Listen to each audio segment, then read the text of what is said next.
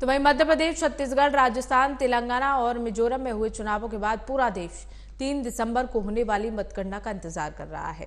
इस बीच चुनाव आयोग ने बड़ा फैसला लेते हुए मिजोरम में चुनाव रिजल्ट की तारीख बदल दी है। अब यहां 3 दिसंबर की जगह 4 दिसंबर को मतगणना होगी। मतदान से पहले ही मिजोरम में मतगणना की तारीख बदलने की मांग हो रही थी। इसे लेकर सभी पार्टियां एक मत नजर आई थी। मांग करने वाले सियासी दलों का कहना था कि रविवार को ईसाइयों का पवित्र दिन होता है, इसीलिए ईसाई समुदाय बहुल राज्य मिजोरम में मतगणना की तारीख बदली जानी चाहिए। इस मांग पर बीजेपी, कांग्रेस और सत्ताधारी एमएनएफ सहित सभी राजनीतिक दल राजी थे। चुनावों की तारीख बदले जाने की मांग को लेकर सभी राजनीतिक दलों ने चुनाव आयोग को पत्र भी लिखा था। पत्र में कहा गया था कि मिजो लोग रविवार के दिन पूरी तरह से पूजा में समर्पित रहते हैं। इस पत्र में भी सभी राजनीतिक दलों और गैर सरकारी संगठनों के अध्यक्षों के हस्ताक्षर भी थे। पत्र में लिखा गया था कि मिजोरम में रविवार को कोई भी आधिकारिक कार्यक्रम नहीं रखा जाता।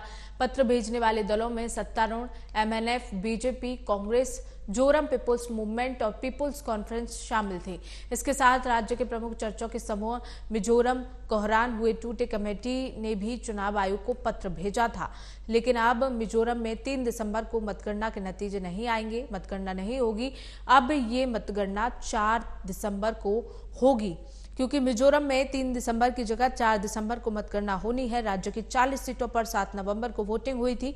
3 दिसंबर को काउंटिंग के विरोध में NGO coordination committee, central young Mizo association और मिजो जिरलाई पॉल जैसे संगठन प्रदर्शन कर रहे थे।